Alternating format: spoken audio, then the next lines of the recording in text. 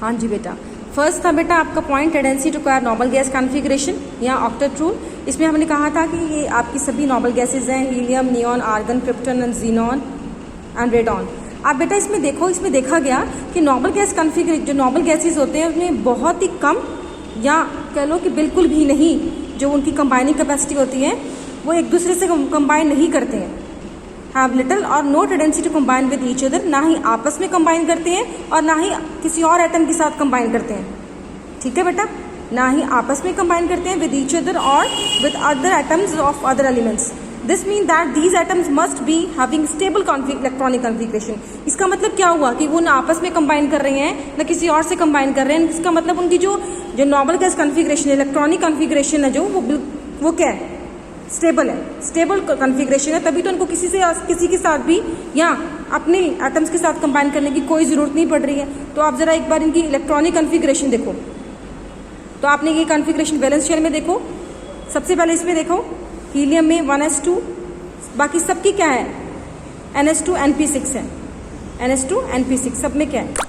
और total electrons कितने हैं इनमें देखिए, टोटल इलेक्ट्रॉन्स कितने हैं आपके 6 + 2 8 इलेक्ट्रॉन्स इन ऑल एक्सेप्ट किसमें, हीलियम में कितने होते हैं 2 इलेक्ट्रॉन्स और बाकियों में कितने हैं 8 इलेक्ट्रॉन्स। तो इसका मतलब हम बोल सकते हैं इसकी क्या है, स्टेबल इलेक्ट्रॉनिक कॉन्फ़िगरेशन है और इनको कोई ज़रूरत नहीं पड़ रही है कंबाइन करने की किसी के साथ भी।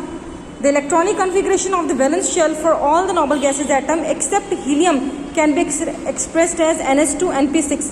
फॉर हीलियम के लिए क्या होती है 1s2, यानी कि 2b और 8, ये दोनों चीज़ें आपको याद रखनी पड़ेंगी। And this represent the stable, और ये क्या रिप्रेजेंट करती है, क्या बताती है आपको, stable configuration and correspond to maximum stability.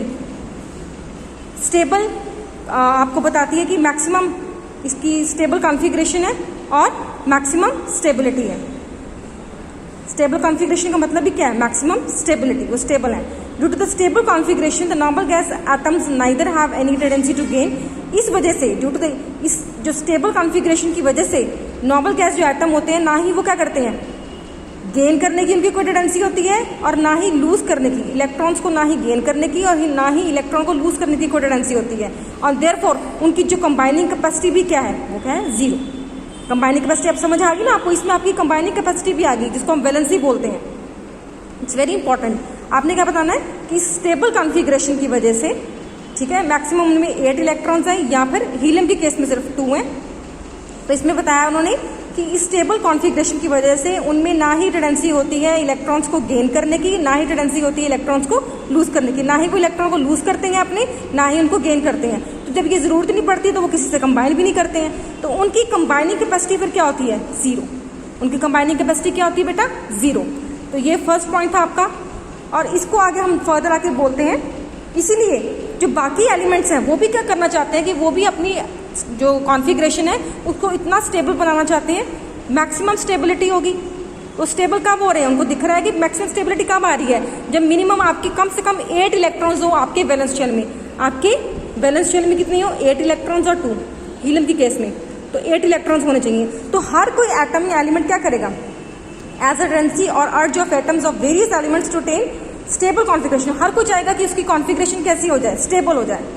Stable हो जाए, स्टेबल कैसे हो रही है, जैसे नॉबल गैसेस में कैसी हो रही है, 8 electrons in their valence shell. अगर उनके वैलेंस शेल में 8 इलेक्ट्रॉन्स हो जाते हैं तो उनकी कॉन्फ़िगरेशन क्या हो जाती है, स्टेबल हो जाती है और वो फिर किसी के साथ भी कंबाइन नहीं करते हैं। ये होती है, इसमें आपने ये बताना है। तो इसीलिए यही केमिकल कॉम्बिनेशन का कॉज है।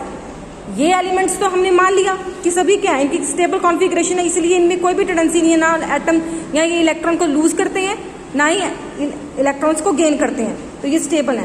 तो बाकी जो एलिमेंट है उनमें 8 इलेक्ट्रॉन वैलेंस शेल में नहीं है, तो हर कोई अपने 8 इलेक्ट्रॉन्स करना चाहता है स्टेबल होने के लिए। उसी स्टेबल के चक्कर में कि स्टेबल होना है, हमने स्टेबल कॉन्फ़िगरेशन चाहिए, तो that is the cause of the chemical combination. तो वो स्टेबल कैसे हो सकते हैं, या किसी में 6 इलेक्ट्रॉन ना मान लो तो वो क्या करेगा, किसी से 2 इलेक्ट्रॉन लेगा, गेन करेगा। अगर किसी में 10 इलेक्ट्रॉन्स हैं तो वो कैसे स्टेबल होगा, अपने 2 इलेक्ट्रॉन्स को लूज करके वो 8 इलेक्ट्रॉन्स बना लेगा, स्टेबल हो जाएगा। तो यही कॉज है केमिकल कॉम्बिनेशन का, is the cause of the chemical combination.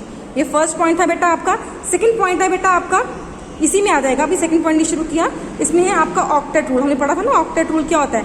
तो ऑक्टेट रूल क्या होता है? The principle of attaining maximum of 8 electron. वो अब इसमें क्या होता है, हर एक में टेंडेंसी है कि मैक्सिमम आपने 8 इलेक्ट्रॉन्स को गेन करना है। The principle of attaining maximum of 8 electrons in the valence shell. अपने वैलेंस शेल में 8 इलेक्ट्रॉन्स लेके आना, that is called octet rule. उसको हम क्या बोलेंगे? ऑक्टेट। ऑक्टेट का मीन्स ही होता है 8।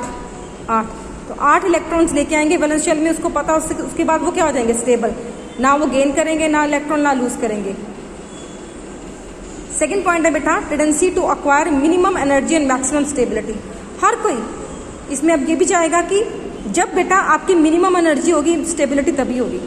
अब मुझे ये बताओ ना, अगर आप में जो एनर्जी बहुत ज़्यादा है, किसी चीज़ में एनर्जी बहुत ज़्यादा है, तो वो क्या वो स्थिर रह पाएगी, स्टेबल रह पाएगी? बिल्कुल नहीं।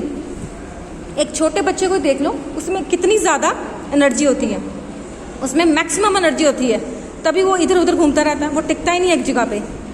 तो इसी केस में भी हम इसको, मैंने आपको सिर्फ एक एग्जांपल बताई है कि अगर जब आप में बहुत ज़्यादा क्या होगी, एनर्जी होगी, तो आप में स्टेबिलिटी होगी? बिल्कुल नहीं होगी। तो अगर स्टेबिलिटी लेके आनी है तो हमें क्या चाहिए? Tendency to acquire minimum energy. कम एनर्जी होगी तो उसमें हमारे को क्या मिलेगी?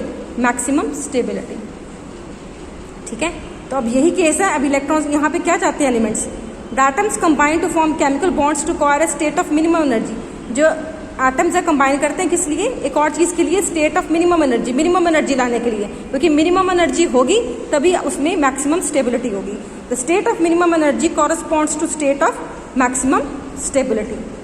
Hence the atoms combine with each other only if the process leads to lowering of energy। इसलिए वो इसलिए भी कंबाइन करते हैं अगर वो जो प्रोसेस है मिनिमम एनर्जी की तरफ जा रहा हो। वो इसलिए भी कंबाइन करते हैं कि वो देखते हैं कि अगर कंबाइन करने के बाद उनकी जो एनर्जी है वो लोअर होती जा रही है, कम होती जा रही है, तो कम होने का मतलब, एनर्जी का कम होने का मतलब क्या है? Maximum stability. ठीक है बेटा।